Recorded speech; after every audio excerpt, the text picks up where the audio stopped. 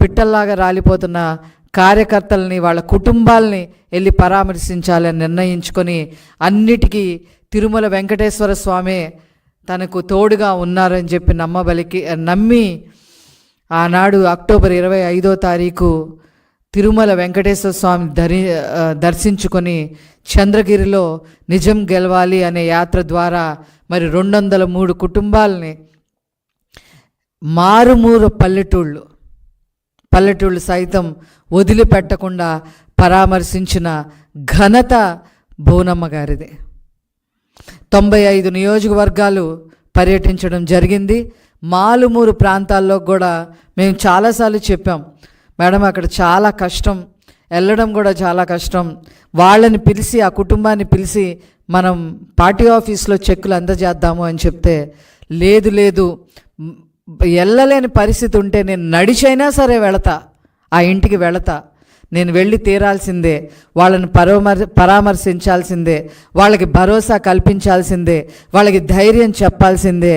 ఆ కుటుంబ పరిస్థితుల్లో ఒక 3 లక్షల రూపాయలు ఇవ్వటమే కాకుండా ఇంకేదన్నా వాళ్ళకి సహాయం కావాలేమో, ఇంకేదన్నా వాళ్ళ ఇంట్లో చదువులు ఎవరన్నా చదవాలేమో, ఇంకెవరికన్నా ఒక వైద్య సదుపాయం కావాలేమో, అవన్నీ నేను కనుక్కోవాల్సిందే, వెళ్ళి తీరాల్సిందే అని మంకు పట్టిన బోనమ్మ గారికి ఈ ప్రెస్ మీట్ ద్వారా వారికి పాదాభివందనం చేసుకుంటా ఉన్నా.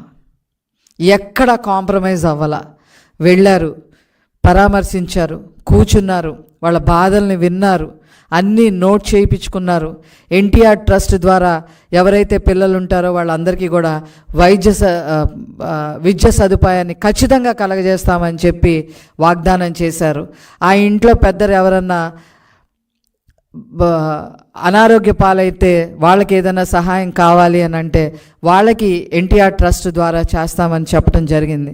అంతేకాకుండా కొంతమంది ఎవరైతే మరీ ఇక దీర్ఘకాలిక రోగాలతో ఉన్నారో వాళ్ళందరికీ కూడా అవసరమైతే నారా చంద్రబాబు నాయుడు గారు ముఖ్యమంత్రి అయిన తర్వాత ముఖ్యమంత్రి ఫండ్ ద్వారా కూడా చేయిస్తాను అని చెప్పి వాగ్దానం చేసిన మహాసాధ్వి మన బోనమ్మ గారు. 95 నియోజకవర్గాలు, 203 కుటుంబాలు, 9080 కిలోమీటర్లు, 25 పార్లమెంట్ కాన్స్టిట్యున్సీలు తిరగటం జరిగింది. 25 పార్లమెంట్ కాన్స్టిట్యున్సీలు, ఒక్కొక్క పార్లమెంటరీ కాన్స్టిట్యున్సీస్ అయితే 2-3 సార్లు తిరగాల్సి వచ్చింది.